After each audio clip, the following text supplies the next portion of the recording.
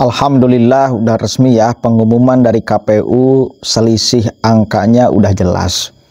Pak Prabowo 96 juta lebih, Pak Anies 40 juta lebih, Pak Ganjar 27 juta lebih. Jadi menang telak. Udah jelas menang ya secara jumlah suara. Tinggal kegaduhan-kegaduhan di luar sekarang itu. Ada pendukung Pak Ganjar Pranowo di luar KPU yang masih marah-marah, ngamuk-ngamuk, gak terima. Mengatakan bahwa Jokowi munafik, asalnya mendukung Ganjar. Keluarganya semuanya mendukung Ganjar, asalnya tiba-tiba beralih mendukung Prabowo Subianto. Munafik itu. Dan kita sudah mencatat kesalahan-kesalahan Jokowi. Salah satunya keberpihakan. Ini aneh. Kalimat pertama dia mengatakan, asalnya Pak Jokowi dan keluarganya mendukung Pak Ganjar. Lalu munafik ya, dan kemudian pindah ke Prabowo Subianto. Lalu dia ngomong, ini pasal-pasal yang dilanggar oleh Jokowi salah satunya keberpihakan presiden. Jadi kalau berpihak ke Ganjar itu tidak melanggar pasal, kalau berpihak ke yang lain Ganjar itu melanggar pasal. Itu kan aneh. Kita lihat nih ya amukannya saudara di luar KPU. Kasihan malam-malam. Oke, nggak apa-apa. Yang mau nangis silahkan nangis ya. Yang mau marah silahkan marah. Yang mau kecewa silahkan kecewa. Yang penting satu, jangan sampai merusak fasilitas umum, fasilitas negara. Yang itu milik kita semua, bukan hanya milik kalian. Oke? Kita coba cek sama-sama nih. Bukan berarti bahwa sudah selesai ya. Saya pikir teman-teman wartawan harus tahu itu. Oke. Hari ini cuma mengumumkan bahwa hasil pemilu itu modelnya bagaimana. Tapi masih ada proses lanjutan, proses hukum sampai MK itu belum. Ya. Jadi artinya ini belum selesai. Tentu karena kenapa saya sampaikan demikian, karena pemilu yang baru berlangsung dan malam ini mau dibuka. Tentu kita semua tahu bahwa pemilu ini kan berlangsung dengan segala macam pertanyaan, segala macam masalah yang notabene terindikasi kecurangan yang begitu dahsyat. Ya. Dan itu melibatkan segala macam unsur, bahkan lembaga. Ya kita sebut aja KPU termasuk tidak netral. Kenapa kami ada di sini untuk menuntut? Karena KPU dari awal memang tidak netral. Contoh-contoh ya saya pikir teman-teman wartawan tahu bahwa si rekap tidak jelas, terus ada penggelembungan suara. Termasuk kalau saya dukung Ganjar, saya mau bilang bahwa suara Ganjar ditahan. Suara Ganjar ditahan 16 sampai 17. Ini maksudnya untuk apa? Untuk memenangkan siapa? Ya. Makanya hari ini walaupun pengumuman tapi belum final bahwa yang diumumkan itu nanti menang. Ya, harus diingat itu. Harus diingat. Karena masih ada proses hukum. Masih ada proses lanjutan sampai di MK. Ketika nanti MK memutuskan apa, ya nanti kita lihat nanti. Tapi tentunya yang final sah, presiden yang resmi sah itu ketika dilantik tanggal 27. Harus teman-teman wartawan tahu itu. 20. Jadi 20 Oktober 2024. Bukan berarti hari ini ketika diumumkan siapa yang memenang jumlah suaranya lebih lalu dia yang paling oke. Belum tentu ya. Karena bisa saja terbalik di MK atau di mana, ya kan? Ya, saya pikir itu. Tapi masih percaya sama MK? Nah, kalau Mas punya pertanyaan masih percaya MK, berarti Mas sendiri kan tidak percaya MK. Artinya MK sendiri kan meloloskan Gibran. Ada satu poin yang kami harus persoalkan di sini, bahwa KPU sendiri meloloskan Gibran dengan Prabowo 02, itu kan menyalahi aturan. Dan menyalahi aturan itu karena Bawaslu sendiri juga, DKPP juga memberikan sanksi bahwa KPU melanggar. Kenapa itu tetap dilanjutkan? Apa karena Gibran adalah anak presiden? Gibran ya maaf, punya kelebihan apa?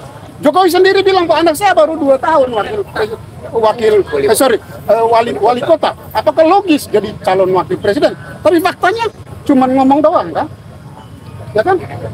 Tapi nyatanya dia calon wakil presiden saat ini. Nah, jadi kira-kira dari omongan presiden itu apa yang benar?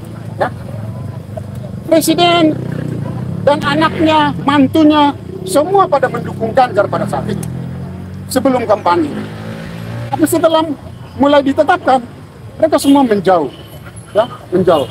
Dan presiden harus tahu, seharusnya presiden harus malu kepada seluruh rakyat Indonesia, bahkan seluruh dunia, bahwa presiden dengan keluarganya yang tadinya mendukung Ganjar, itu sekarang mereka beralih untuk mendukung paslon lain. Kita tahu bahwa Prabowo selama 2 periode itu adalah lawan berat dari Jokowi. Nyatanya Jokowi meninggalkan PDIP, dia mengkhianati PDIP, dan dia mendukung Prabowo untuk memasangkan anaknya jadi calon wakil presiden. Nah, apakah Ini pengkhianatan. Pengkhianatan. Ini fakta.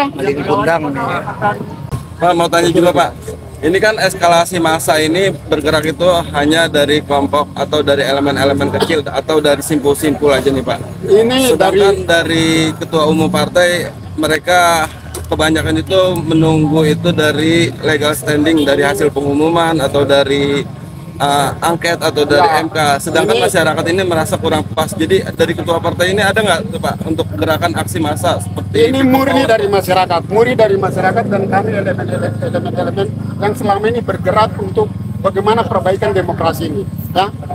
Jadi ini kami tidak bicara tentang partai mana, tapi ini murni elemen dari masyarakat, ya. Elemen masyarakat. Dan itu saya kasih contoh, kemarin kan Pak Din Samsudin kan bukan anggota partai, tahu kan? Mantan ketua PP Muhammadiyah kan kemarin semua turun. Ada tokoh-tokoh sekian banyak yang turun. Nah, jadi kami dari elemen masyarakat menuntut tentang keadilan. Pemilu ini kan curang. Siapa yang bilang jujur, adil sesuai dengan slogan yang ada? Kan curang. Ya? Presiden terlibat. Kemarin saya menyampaikan bahwa presiden terlibat ada melanggar 3 undang-undang. Pertama, ya, tolong dikutip. Pertama, presiden melanggar tentang sumpah dan janjinya. Sumpah dan janji presiden itu jujur, adil, ya.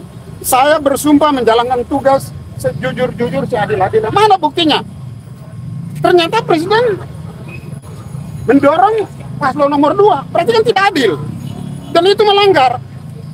Dan kami minta untuk DPR menjalankan hak angket untuk mempersoalkan itu, menyelidiki itu. Oke, kelihatan banget kan paradoksnya ucapan itu.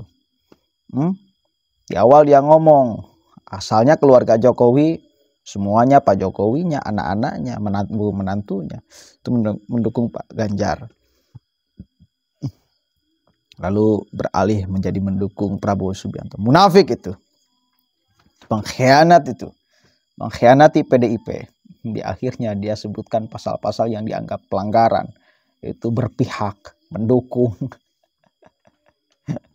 Karena satu kali lagi, anomali yang sesungguhnya itu seperti ini. Ketika Pak Jokowi mendukung Pak Ganjar, ketika Pak Jokowi dan keluarganya mendukung Pak Ganjar, itu tidak melanggar pasal. Tapi bila tidak mendukung Pak Ganjar, keluarganya tidak mendukung Pak Ganjar, jadi melanggar pasal. Repot kan kalau sudah seperti ini, ha? Repot, udah. Yang jelas, mereka sedang mengekspresikan kemarahan. Mereka sedang mengekspresikan kekecewaan. Mereka sedang mengekspresikan kekalahan jagoannya. Dah, poinnya itu. Muaranya di sana. Apapun embel-embel kalimat selain daripada itu hanya ya embel-embel aja. Muaranya karena mereka kalah. Udah. Jangan dipanjang-panjang kalimatnya. Mau pendukung Anies, mau pendukung Pak Ganjar sama. Ya, muaranya karena kalah. Bukan karena tidak adil. Bukan karena curang, bukan karena apapun itu, bukan. Yang jelas karena mereka kalah. Dah, fix ya, 100%. Assalamualaikum warahmatullahi wabarakatuh.